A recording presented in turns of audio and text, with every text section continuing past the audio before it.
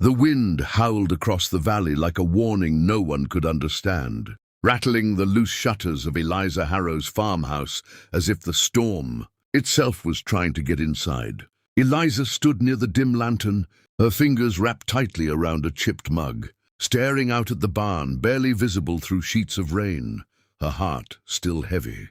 From the silence that had followed her husband's death 2 winters ago, a silence that had settled into every corner of her life, until a sudden knock at the door shattered it, sharp and desperate. And for a moment she froze, because no one ever came this far out, especially not at night, especially not in a storm like this.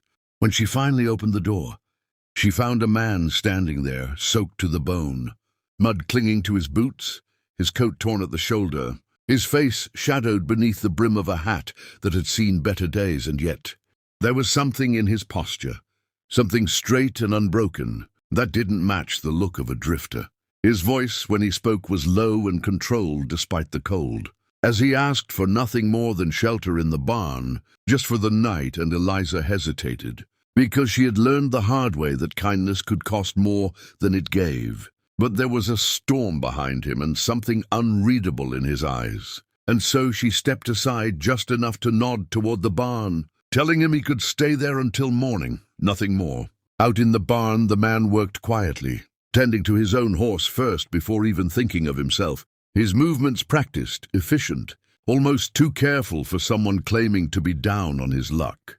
And Eliza watched from the window longer than she meant to, noticing the way he checked every latch, every beam, as if he understood structures, as if he had once owned more than just the clothes on his back inside her chest. Something stirred, not trust, not yet, but curiosity, and perhaps the faintest echo of a life where strangers still meant a possibility instead of danger. That night, as the storm raged on, Eliza lay awake, listening not just to the wind, but to the faint sounds from the barn, footsteps, a quiet cough, the rustle of hay, and she wondered who he really was. Because men like him didn't just appear out of nowhere.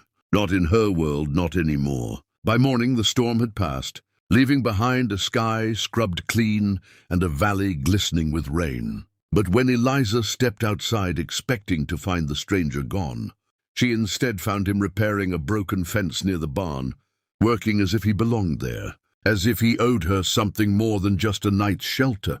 And when she asked why he hadn't left, he simply said, "A man should pay his debts before returning to his work."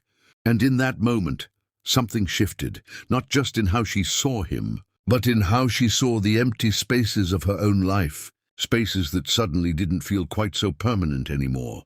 Eliza tried to keep her distance over the next few days, telling herself that the man who introduced himself only as Daniel was temporary, just another passing shadow in a life that had already seen too many departures. But Daniel didn't behave like a man passing through. He woke early, worked without being asked, and fixed things she hadn't even realized were broken. From the sagging barn door to the stubborn well pump that had troubled her for months. And each small act chipped away at her careful walls, even as her instincts warned her that nothing about him added up. He never spoke of where he came from, never complained, never asked for more than a place in the barn. Yet his hands bore no marks of a lifelong laborer, and his speech, when he did speak, carried a quiet authority that didn't belong to a drifter.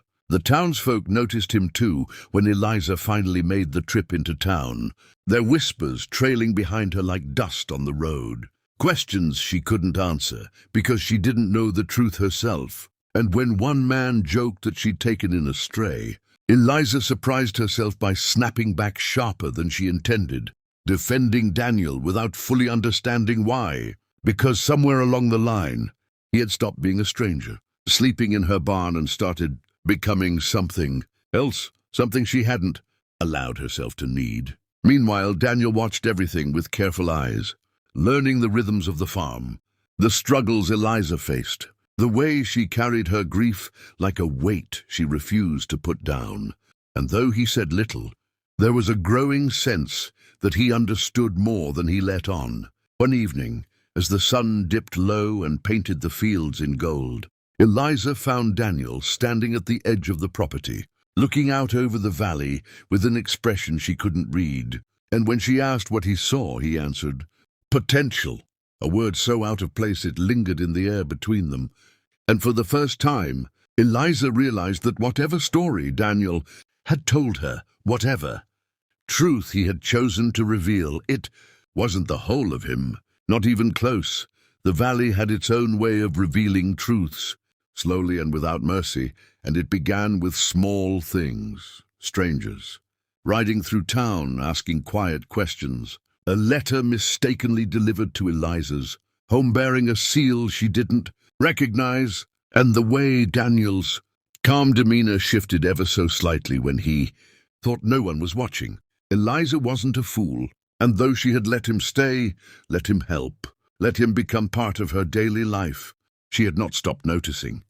And the more she paid attention, the more the pieces refused to fit together. When she confronted him, it wasn't with anger, but with a steady, unyielding gaze that demanded honesty. And for a long moment Daniel said nothing, the silence stretching until it felt like it might break them both, before he finally admitted that he hadn't told her everything, that he couldn't, not yet, and though the answer wasn't enough, it was something, and Eliza found herself accepting it in a way she couldn't explain, perhaps because she, too, had secrets she wasn't ready to share. But the truth has a way of surfacing, whether we're ready or not, and it came in the form of a well-dressed man arriving at the farm, his horse pristine, his eyes sharp, calling Daniel by a different name, a name that carried weight, power and recognition.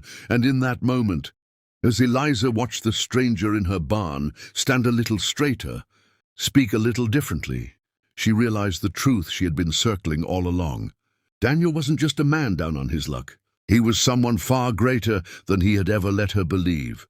The name. The revelation didn't come all at once, but in fragments, each piece heavier than the last, as Daniel, whose real name was known, across the valley as the wealthiest landowner for miles, explained that he had walked away from his world, from the expectations and the pressures that came with it, seeking something he couldn't buy or command, peace, purpose, and perhaps redemption for choices he had come to regret.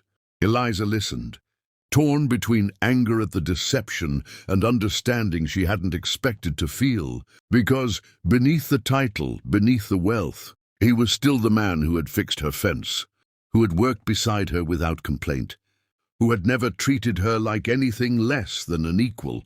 But the truth changed things, whether they wanted it to or not, and the valley began to look at Eliza differently, whispers turning sharper, assumptions heavier, as if her simple act of kindness had been a calculated move. And for a woman who had fought so hard to stand on her own, it cut deeper than she cared to admit. Daniel offered to make things easier, to use his influence, his resources, but Eliza refused, because she had learned the cost of relying on others. And she would not lose herself again, not even for him. Yet despite the tension, despite the distance that began to grow between them, there was something neither of them could ignore. The bond forged in those quiet days before the truth came out. A bond that didn't care about wealth or status, only about the way two broken lives had, for a brief moment, begun to heal each other. In the end, it wasn't the wealth or the title that mattered, but the choice, Daniel's choice to stay, not as the richest man in the valley, but as the man who had once asked for nothing more than a place in a barn, and Eliza's choice to let him, not because she needed saving, but because she had finally learned that strength didn't mean facing everything alone. Together, they rebuilt more than fences and barns. They rebuilt trust, slowly and carefully, each day a step forward. Each moment a quiet promise that the past did not have to define the future. The valley, which had once whispered, began to watch with a different kind of curiosity, as the widow who had kept to herself and the man who had hidden. His name created something neither had expected, a partnership built not on power or pity, but on respect, resilience, and the understanding that sometimes the greatest transformations begin in the smallest, most unlikely places. And on certain evenings, as the sun set over the fields and the barn stood strong against the horizon, Eliza would remember that stormy night, the knock at the door, the stranger in the rain, and she would realize that what had seemed like a risk had, in truth, been the beginning of everything she thought she had lost, and more than she had ever dared to hope for.